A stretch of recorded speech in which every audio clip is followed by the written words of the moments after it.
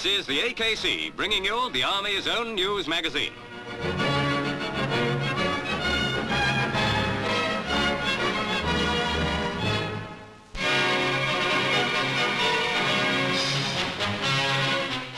At Aldershot Military Stadium, the First Battalion the Welsh Guards met the First Training Regiment Royal Signals for the final of the Army Rugby Union Challenge Cup.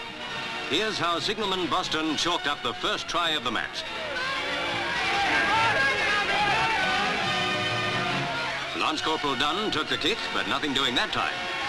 Right the way through the match, the signals were well on top. Boston got it again, and that was another 3 points. What a brilliant player that lad is. The half-time score was 8-0 to the signalman when Lance Corporal Dunn took a difficult conversion from out on the wing, and over it went.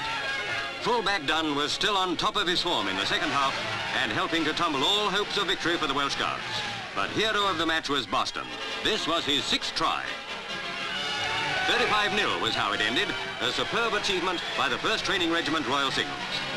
At the Royal Albert Hall, George Cooper, in black shorts, was matched with Private Erskine of the 17th Company RAOC in the heavyweight final of the Army Individual Open Amateur Boxing Championships.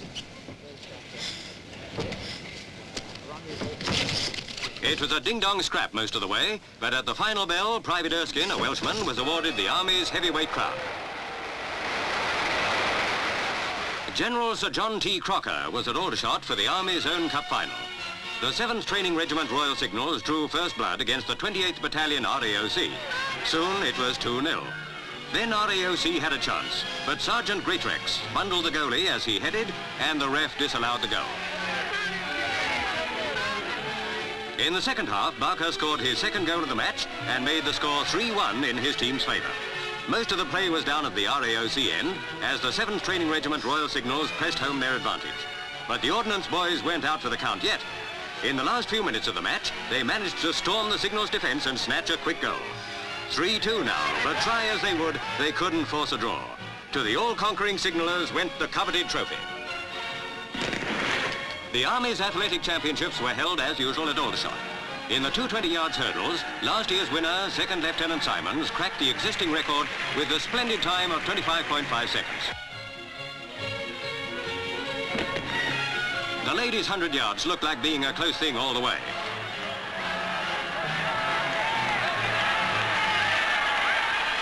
But at the tape, Captain Williamson, winner of the 220, was first in only 11.7 seconds. Speed wasn't the only attraction. Here's how Major Reedy sent records tumbling with a hammer throw of 157 feet, 8.5 inches. Lieutenant Anderson retained his pole vault title by clearing 12 feet, 6 inches. In the 120 yards hurdles, 2nd Lieutenant Simons was again in the lead right from the start and came storming in for a fine win in only 15.3 seconds. His reward, a handsome cup and the title Athlete of the Day.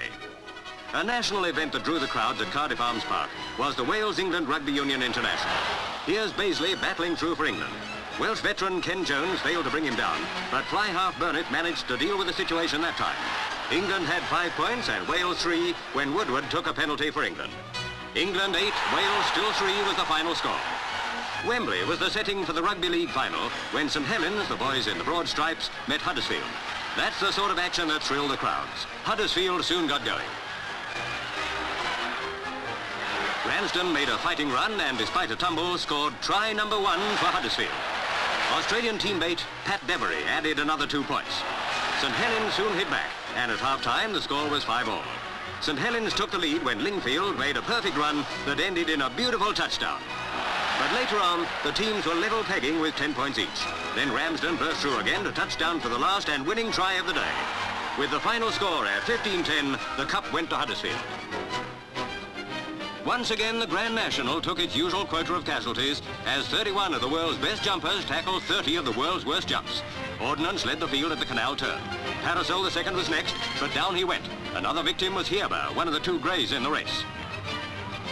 At jump 11, Punchdown Star collided with Larry Finn and Jockey Thompson took a bump that put paid to his chances. Cream of the border just couldn't make it. Meanwhile, Beechers, Valentines and the Chair were all whittling the field down. One of the victims was Ordnance, who'd led all the way. Early Mist and Little Yid took the lead. Then Little Yid nearly took a tumble. Later he refused only a few fences from home. That left Early Mist all on his own, and in he came for a magnificent Grand National win. Princess Margaret was at Wembley when Bolton, now attacking, met Blackpool in the cup final. Lofthouse soon had a chance and Bolton were one up. Soon the ball came to Lofthouse again, but his shot hit the upright. In came Bill Moyer, but he too couldn't get in the net. The Blackpool defence weren't giving an inch against their powerful rivals. The Queen and Prince Philip were among the thousands who watched Mortensen make it 3-all with a sizzling free kick that didn't give the Bolton boys a chance. But how the crowd roared when the greatest little footballer of them all took a hand. Yes, Stanley Matthews. The maestro flicked it to the centre when Pirrie was ready and waiting to crash it home. Blackpool 4, Bolton 3. Matthews, previously ignored by the England selectors, was the man of the match. A winner's medal for Matthews, and off to Blackpool went the cup. Derby Day drew 500,000 people to Epsom Downs to see if Oriole, the Queen's horse, could beat Pinzer, ridden by Gordon Richards. Past the bushes, the Aga Khan Shikampur took the lead. Pinzer and Oriole were still waiting their chance in the middle of the pack. Then Gordon gave Pinzer his head. Passing Shikampur, Pinzer looked like giving the champion a Derby win at long last. Oriole hadn't a hope of winning. He had to be content with second place. It was Pinzer's victory, all right. A fitting reward for the turf's most popular personality, upon whom the Queen was soon to bestow the proud title Sir Gordon.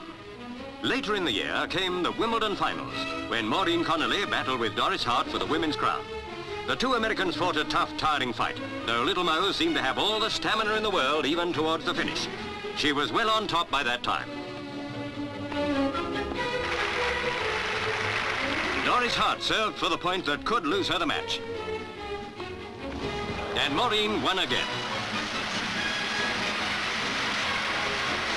For the second year running, the Wimbledon women's champion was the mighty Little Mo. The men's finals matched Denmark's Kurt Nielsen with America's Vic Seixas. Nielsen, an unseeded player, gave a magnificent display, but was no match for Seixas, who finally took the match point service. Seixas had won. The world's premier lawn tennis titles went to America again. Seixas received his trophy from the Duchess of Kent. In August, the White City was the scene of a battle between the giants. Britain's Gordon Pirrie, now in second place, and American Wes Santini. The race was the International Mile for the Emsley Car Trophy. Pirrie, who has won for himself 2 world, 2 European and 6 Empire records, ran the race of his life, holding himself back until the vital moment.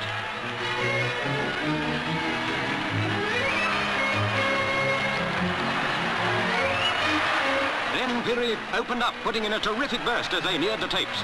Passing Santee, the 22-year-old Britisher who works in a Croydon bank, had won the mile of the century.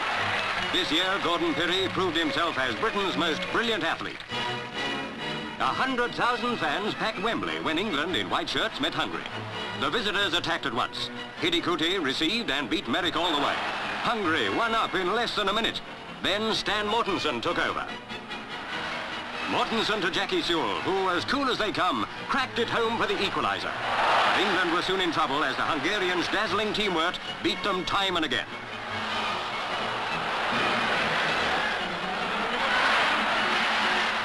With the score 4-1 in Hungary's favour, Stanley Matthews and Sewell combined in an attack.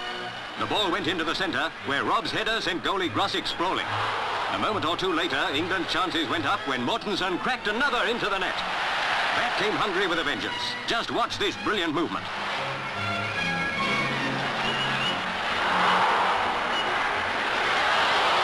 Grosick came racing in and slammed home Hungary's 5th goal. With the final score at 6-3, Hungary shattered the unbeaten home record England had held for 90 years. The brightest chapters in this year's sporting story were the test matches. The Australian tourists under Lindsay Hassett had at long last met their match against Len Hutton and his boys. 4 matches were drawn, and the 5th soon swung in England's favour. At the Oval, Dennis Compton made the winning stroke.